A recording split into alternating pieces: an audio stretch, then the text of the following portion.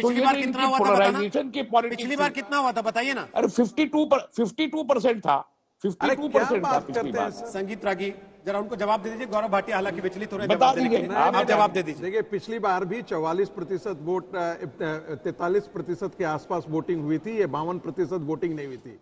देखिए इस सुनिए लोकसभा देखिए सुनिए अब लोकसभा का कोट करने लगे आप, मत कीजिए। जबकि बात हो रही है यहाँ नगर पालिका के चुनाव हम लोग नगर पालिका के लेके चुनाव बैठ की गए बात लोकसभा का, और उसमें बीजेपी का हम लोग नगर पालिका की बात कर रहे हैं सर, नगर पालिका की बात कर रहे हैं। देखिए ये चुनाव का दो दिलचस्प मामला है रोहित जी।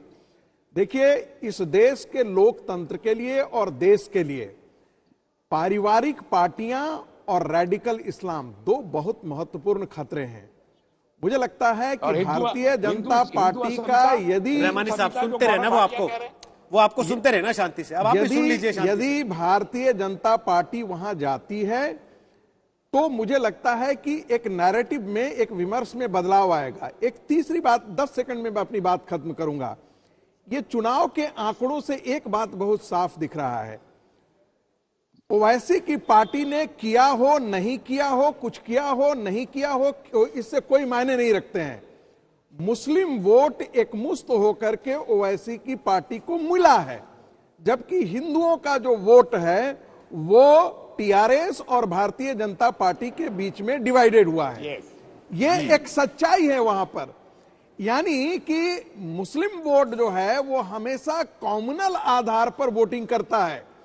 उसके लिए ये मायने नहीं रहता है, इसके लिए मायने ये सिर्फ इतना है कि वो मुस्लिम डोमिनेटेड एरिया में हम मुस्लिम कैंडिडेट को ही जिताएंगे, वैसे ही हमारे व्यक्ति होंगे, वहां से टीआरएस नहीं जीत सकता है।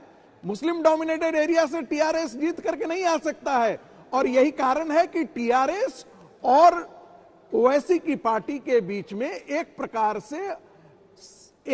से समझौता हुआ था कि जिस सीट को, कुछ सीटें हम लड़ेंगे, कुछ सीटें हम आपके लिए छोड़ रहे हैं। ये इस मोटा मोटी इस पूरे चुनाव का लब्बो-लुआब है। ठीक, आशुतोष बोलिए अपनी बात, इनकी बात से सहमत हैं?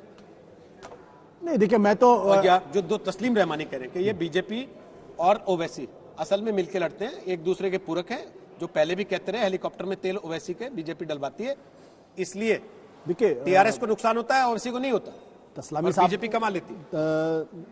जो रहमानी साहब है उनके पास अपने सबूत होंगे, मेरा अपना मानना यह है कि मेरे पास इस बात का कोई सबूत नहीं, ना मेरे पास कोई प्रूफ है, ना मेरे पास कोई जानकारी इस बारे में है कि दोनों मिलकर लड़ते हैं।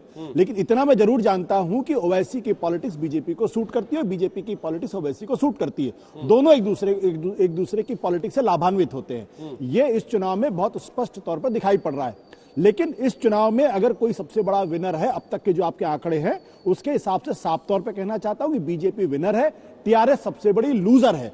और टीआरएस अगर ये ट्रेंड अगर कंटिन्यू करता है तो आने वाले विधानसभा चुनाव में टीआरएस के लिए बहुत बड़ी दिक्कत आने वाली है। अब सवाल ये पैदा होता है कि इन फिगर्स के आधार पे वहां पे मेयर किस पार्टी का बनेगा। क्या टीआरएस आने वाले समय में अपना मेयर बनाने के लिए, वो मैं इसी फिगर्स के आधार पर बात कर रहा हूं, फिगर्स बदल जाए तो बात अलग है, तो क्या वो एमआईएम की मदद लेगी या नहीं मदद लेगी, कैसे बनेगा वहां पे इस वक्त? आपको आशंका है कि नहीं लेगी? नहीं, मुझे लगता है अगर वो लेगी तो लॉन्ग टर्म में उसको बहुत बड़ा नुकसान आंध्र प्रदेश तेलंगाना में होने वाला है। देन फिर बीजेपी उनको सीधे एक तरीके से जो मुस्लिम पॉलिटिक्स और मुस्लिम अपीजमेंट की पॉलिटिक्स के लिए जिम्मेदार ठहराएगी और उसके आधार पर पोलराइजेशन होगा और कराएगी पोलराइजेशन। इम्तियाज जलील बोलिए, फिर संजय जी आपके पास। देखिए मैं एक बात साफ कहना चाहता हूं कि बार बार जो ये बताया जाता है कि ये भारतीय जनता पार्टी के साथ इनका कुछ तो भी है करके, हमने पिछले टाइम कितने सीटें जीते थे? हमने 44 सीटें जीते थे। आज अगर भारतीय जनता पार्टी के इस तरह के जहरीले बयान इनके बड़े बड़े नेता, जो गौरव साहब बड़े खुश हो रहे हैं कि मैं बड़े नेता, आपकी पार्टी के बड़े नेता है तो बड़े नेता है, इतने बड़े बड़े नेता गलियों के अंदर घूम रहे थे, तो मुझे भी बड़ा अच्छा लग रहा था कि हैदराबाद की सड़कों के ऊपर अगर अमित शाह साहब, योगी साहब, नड्डा साहब को अगर हम सड़कों के ऊपर घुमाने के लिए हैदराबाद के लेकर आए तो कहीं ना कहीं डर सता रहा था कि हैदराबाद के अंदर इनको अगर हम नहीं लेके आएंगे तो बाकी और किसी में ताकत नहीं, आपने लेकर आए, उसके नतीजे आपको मिले हैं। लेकिन हमको किस तरह से फायदा हुआ, अब दोनों भी बताए, तस्लीम रहमानी साहब भी बताए और गौरव भाटिया साहब आप भी बताए कि हमको किस तरह से फायदा हुआ है।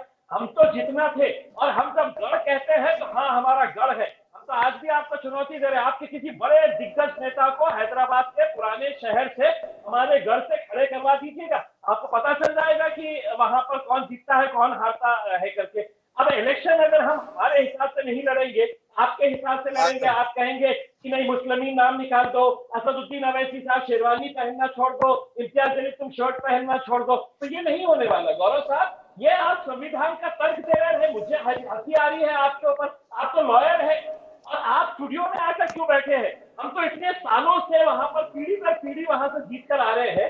अब इलेक्शन कमीशन में जाना था, आप मोदी साहब को शिकायत करना था साहब की इनकी पार्टी के अंदर ये मुस्लिम है, ये निकालना चाहिए करके। ठीक है। आप ऐसी बातें सिर्फ स्टूडियो में आकर अगर करेंगे तो लोग आपके ऊपर हंसेंगे। गौरव ओके साहब। ओके